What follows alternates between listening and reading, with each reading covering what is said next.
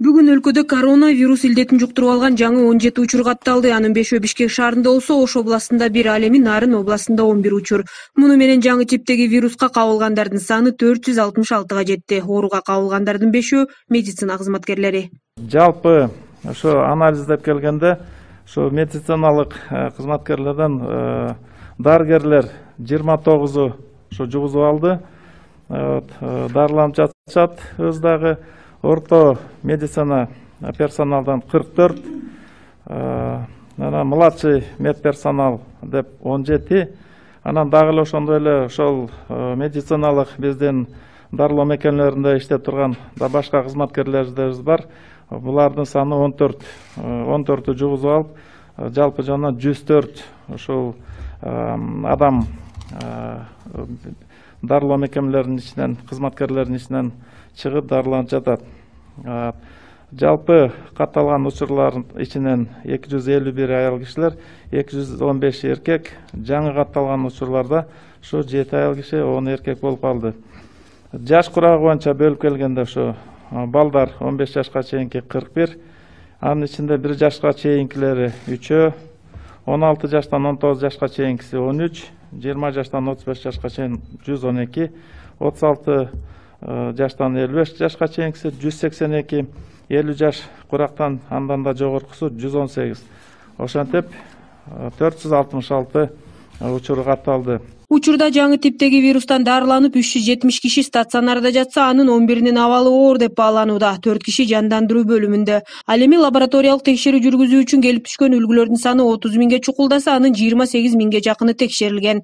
Коронавирус менен ооруган адамдар менен байланышта болгондордун саны 7,5 миңден ашса, анын 1,5 миңдейи тыгыз карым катышта болгондор. Ошол эле учурда лабораториялык жактан тастыкталган оорулар менен байланышта болгон жактардын саны 7537-ге жетти. Ошонун ичинен биринчи категорияда турган тыгыз байланышта болгондор 1556 ошо адамдар биздин тыкыр көзөмөлдө туруп атат. Экинчи категориядагы жанакындай байланышта болгон жактардын саны 5981. Булар дагы ошо тастыкталып, медицина көзөмөлүндө туруп жатат. Бүгүнкү күнү ошо обсервацияда жаткандар 872 адам болуп атат. Ошо кечээкүгө караганда 30 кишиге азайды обсервацияда тургандарыбыз. Ошол эле учурда өлкөдө кош бойлуулар арасында коронавирус илдетине кабылгандар барбы деген суроо да берилген. Дарыгерлердин айтымында андай учур катталган жок. Мындан тышкары COVID-19 илдетин аныктай турган ПЧР анализ жүргүзүүчү, тактап айтканда полимераздык чынжырлуу реакция жасоочу тесттер жетиштүүбү деген суроо да курч турат. Жанакында бул ПЦР тесттерди сатып ала турган каналдар ачылып, ошол жерлерден азыр бүгүнкү күнү республиканы камсыздоо аракети жүрүп атат. Мына айта кетсек, бир күн мурун эле Россия Федерациясынан дагы алып келдик. Ошо бир 29 миң изилдөөгө жете турганы бар. Мындан тышкары Белоруссиядан дагы ошо толук жанакындай материалдарды алып атабыз. Ошол эле учурда Дүйнөлүк саламаттык сактоо уюму аркылуу техникалык көмөк көрсөтүү иретинде дагы бир 5,5 миң тест бизге жөнөтүлдү. Ошолордун баарын алып келип иштетип атабыз. Бизде запастарыбыз азыр бүгүнкү жетиштүү эле. Ошондой эле Кытай мамлекети коронавирус менен күрөшүү жаатында 15 адисин Кыргызстанга жөнөткөнү жатканы белгилүү болду. Саламаттыкты сактоо министринин орун басарынын айтымында, учурда бул маселени мекеменин эл аралык бөлүмү иштеп чыгууда. Анын негизинде четтен келген консультант дарыгерлер жаңы типтеги вирустун очогу чыгып жаткан аймактарга барышы мүмкүн. Ошол эле учурда өлкөдө башка өнөкөт оорулардын айрым препараттары түгөнүп калганы да белгиленүүдө. Өзгөчө онкологиялык илдеттерге багытталган 8 препараттын түрү калбай калганы айтылууда. Ал дары-дармектер Россия, Турция өңдүү мамлекеттерден ташылчу экен. Вопросы обеспечения доступа к лекарственным средствам это под непрерывным контролем Минздрава находится, у нас целое управление этими вопросами занимается. Все процедуры, которые были запланированы по приобретению или поставкам этих препаратов, они прорабатываются, и по всей мере, наверное, эти вопросы будут решаться. На сегодня вот таких острых обращений пока еще не было. Ошондой эле учурда чет мамлекеттерден Кыргызстанга келе албай жаткан мекендештердин саламаттыгы көпчүлүктү тынчсыздандырууда. Өзгөчө Россиянын Новосибирск шаарындагы аба майданда жаткан кыргызстандыктар көңүл чордонунда болуп, маселе байма-бай көтөрүлүүдө. Саламаттыкты сактоо министринин орун басары Нурболот Үсөнбаевдин айтымында учурда маселе жогорку жактан чечилип, айрым аймактарга автобустар жөнөтүлдү. Аны менен апрель-май айларында 2000 кыргыз жараны мекенине кайтат экен. Ошондой эле өткөн суткада коронавирустан айыккан 13 бейтап ооруканадан чыгарылды. Муну менен жалпысынан 91 адам жаңы типтеги вирусту жеңди. Алардын ичинен 2 бейтап Ысык көл областык бириккен ооруканасында дарыланып жаткан болчу. Алардын абалдары жакшы, эч кандай клиниканы көрсөткөн жок. Аларды үй карантинине андан ары 14 күнгө наблюдение кылышат. Эң биринчи коопсуздугу ошо иштеген менен очокко киргенде, оорулар менен иштегенде туура кийип, туура чечкен эң биринчи кызматкердин ден соолугу, анан коопсуздугу. Акмарал Сабатар, Самат Дөлөтахунов, НТС.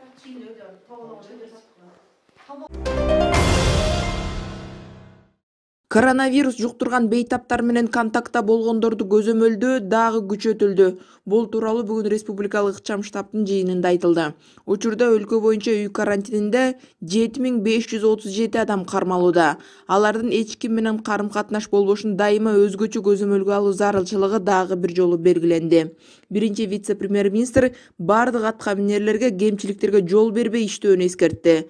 Укук коргоо органдарынын өкүлдөрү үй карантининде жаткандардын коңшулар, туугандар менен жолугушуусуна бөгөт коюшу керек. Шартты бузган жарандар жоопкерчиликке тартылаарын эскертип, түшүндүрүү иштерин жүргүзүү тапшырмасы берилди. Өмүр менен өлүм маселеси турганда эч кимдин ката кетиргенге укугу жок, деди Кубатбек Боронов. Мындан тышкары жыйында өзгөчө кырдаалдар министрлигине Бишкектеги обсервациялык пункттарды даярдоону тездетүү милдеттендирилди. Кыргызстан мусулмандарынын аалымдар кеңеши келе жаткан орозого байланыштуу фатва чыгарды. Быйыл Рамазан айы өзгөчө абал жана өзгөчө кырдаал режимдерине туш келгендигине байланыштуу бир катар чечимдер кабыл алынды. Ага ылайык орозо маалында ооз ачарга чогулууга, бири-бирине конокко барууга болбойт. Ар бир үй бүлө өз үйүндө ифтар кылыш керек. Ошондой эле Рамазан айында окулчу намазы дагы мечитте эмес, үйдө окууга чакырык ташталды. Быйыл орозо 24 апрелде башталып, 23 майга чейин созулат. Ал эми Кыргызстандын айрым аймактарында өзгөчө абал режими 30 апрелге чейин узартылган. Ушу карантиндин учурунда ыйык Рамазан айыбыз дагы туш келип калып атат. Ушул Рамазан айында орозону тутуу баарыбызга милдеттүү, бул фарыз. Рамазан айда орозону биз үйдө кармайбыз. Жана ооз ачарлыктарды дагы үйдө кылабыз. Аял бала чакаларыбыз менен чогуу ооз ачарлыктарды үйдө кылабыз. Тарави намаздарын дагы үйдө окуйбуз. Абал турукташканга чейин. Мынакей жума намаздын ордуна пешим намаз, 5 убакыт намаздарды, фарыздарды биз азыр үйдө окуп атканыбыздан кийин таравих намазы бул сүннөт намаз болуп эсептелинет. Ошондон улам баарыбыз үй бүлө бала чака менен үйдө таравих намаз окуп турабыз туугандар. Биз бул кырдаалды дагы, бул кыйынчылыкты дагы Кудай кааласа жеңебиз. Качан бири-бирибизге туура түшүнүп, бири-бирибизге жардам берип, тартиптүүлүктү бекем сактап гана биз буну жеңе алабыз буюрса.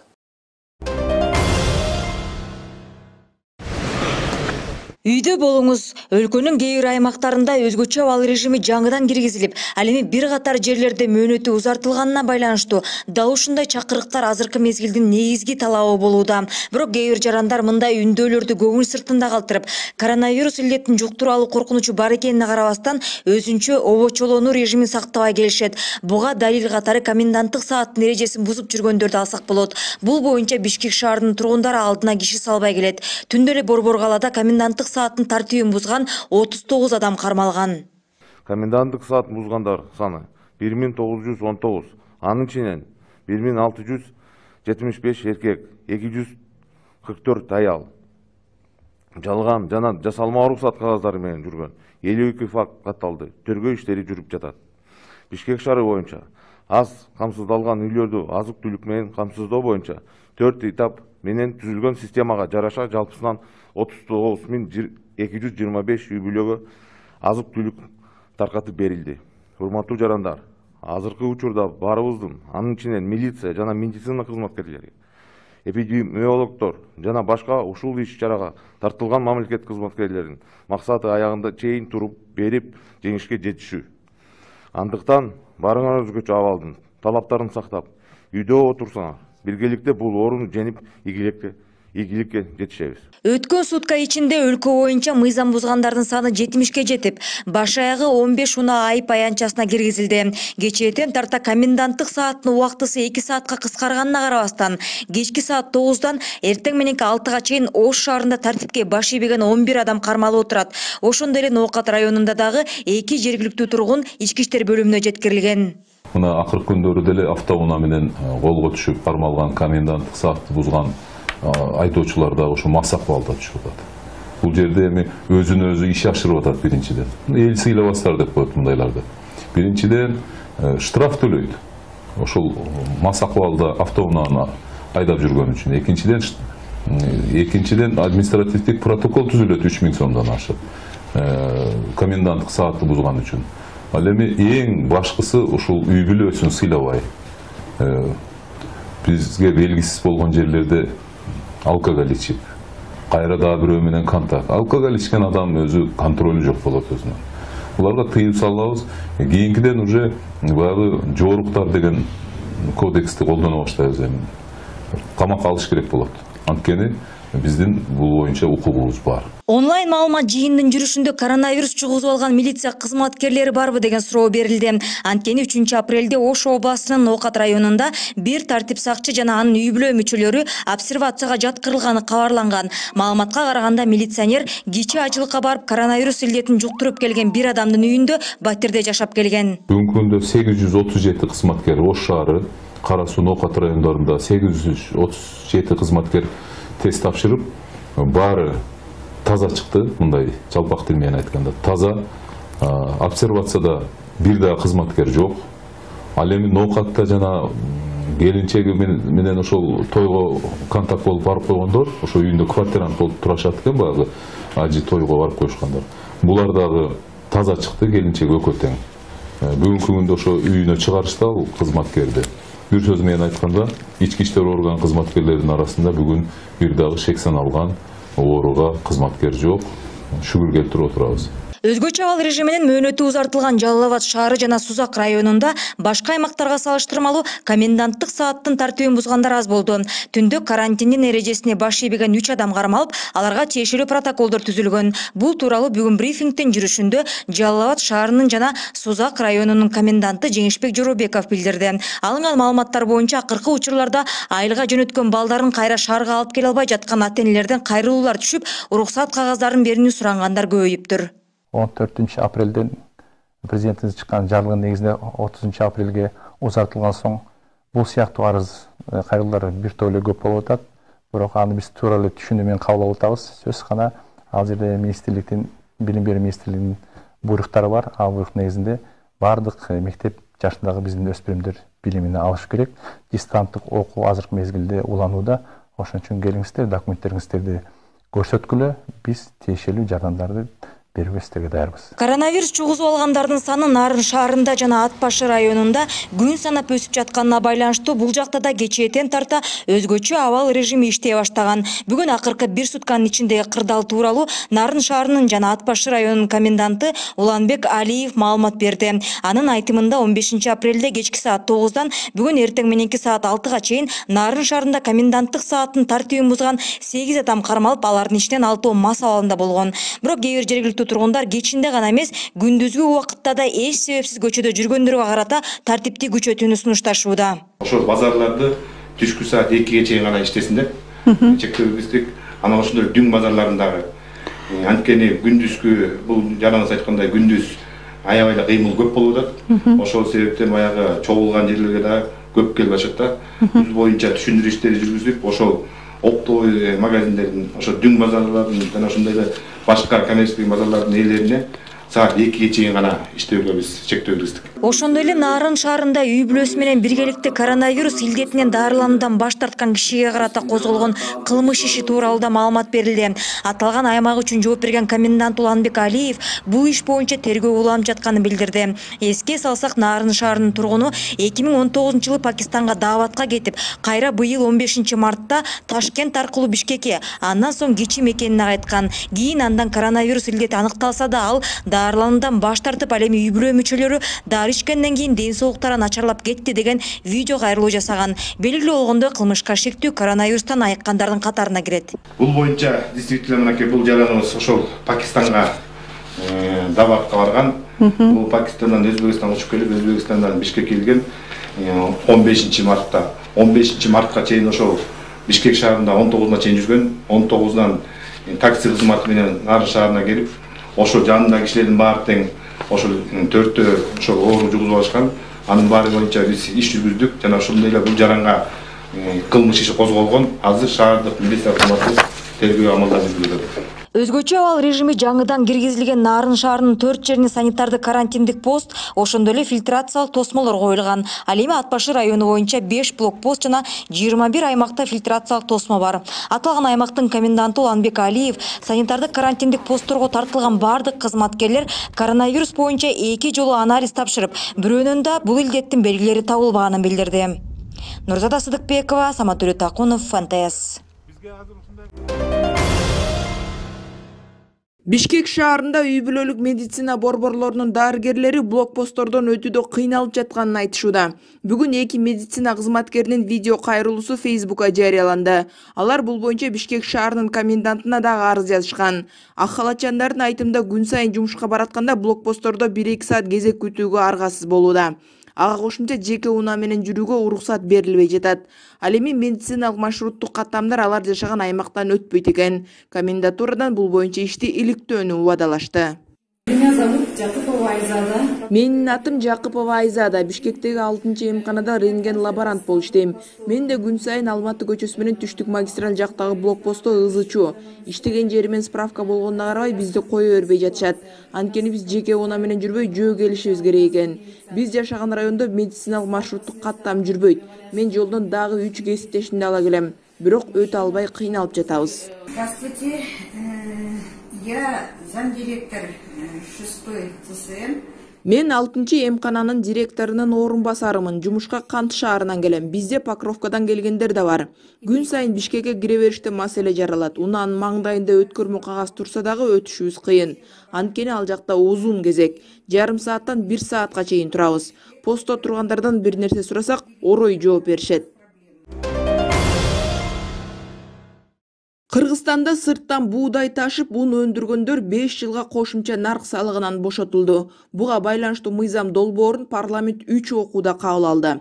Демилгечи депутаттардын айтымында бул документ ата мекендик дан өндүрүүчүлөрдү колдоп, ун аткезчилигин токтотот. Маалыматтарга караганда акыркы 2 жыл аралыгында сырттан буудай ташуу 80%га кыскарып, өлкө ичинде ун өндүрүү 70%га төмөндөгөн. Ошол эле убакта ички базарда салык төлөнбөй келген ундун көлөмү өскөн. Мунун кесепетинен жергиликтүү ун комбинаттары банкротко учурап, 4000 киши ишсиз калыптыр. Кече күнү депутаттар кабыл алган мыйзам 2025-жылга чейин күчүндө болот. Эскерте кетсек, 5 жыл мурда дагы өлкөдө сырттан буудай ташыгандар кошумча нарк салыгынан бошотулган. Мунун натыйжасында базарларда ун арзандайт деп убадаланган. Бирок жакшы жыйынтык бербей, ун өндүргөндөр гана бай. Бюджет жылына миллиард сомго жакын каражаттан кургалгандыктан 2017-жылы кайрадан кошумча нарк салыгы киргизилген. Учурда пандемия кырдаалында бул документ өлкөнү ун менен толук камсыз кылууга шарт түзөт деп ишендиришүүдө. Дүйнө жүзү боюнча коронавирус илдетине чалдыккандардын саны 2 миллиондон ашып кетти. Бир сутка ичинде эле 82 000 кишиден COVID-19 табылган. Азыр сап башында дагы деле АКШ турат. Бул жакта коронавирус жуктургандар 639 000ден ашты. Экинчи орунда 181 000дей бейтап менен Испания болсо, Италияда илдетке чалдыккандар 166 000ге чукулдады. COVID-19 азыр 185 өлкөдө катталды. Айыккандардын саны 1,5 миллиондон ашса, каза тапкандар 137 000ге жетти. Борбор Азия өлкөлөрүнүн ичинен учурда Түркмөнстан менен Тажикстанда коронавирус расмий түрдө каттала элек. Беларусь Республикасында коронавирустан каза тапкан аялдын уулу президент Александр Лукашенкоға карата кылмыш ишин козгоону талап кылууда. Ал ички иштер бөлүмүнө бул боюнча арыз жазып тапшырган. Энесинен айрылган адам 68 жаштагы апасы пневмония жана коронавирустан каза тапканын ырастаган документтин сүрөтүн жарыялады. Александр Матвеев аттуу жаран апасынын өлүмүнө президент Лукашенкону айыптоодо. Анткени өлкө башчысы калкты жаңы типтеги вирустан коргоо үчүн чараларды көргөн жок деп күнөөлөп жатат. Мындан тышкары Матвеевдин уулу чоң апасы ооруканада жатканда бир нече жолу барып жолукканын, андан кийин мектепке барганын, андыктан коронавирус башкаларга дагы жугушу мүмкүн экенин кабарлаган. Александр Матвеевдин айтымында ал арызды Францияда жүрүп жазып, телефон аркылуу каттоодон өткөргөн. Акыркы маалыматтарга караганда Белоруссияда коронавируска кабылган 3728 бейтап катталган, 36 киши каза тапкан. Анын алдында эле президент Александр Лукашенко өлкөсүндө коронавирустан эч ким өлбөйт деп билдиргени бар. Бул жакта карантиндик чаралар киргизилбей, маданий спорттук иш-чаралар көпкө чейин улантылган болчу.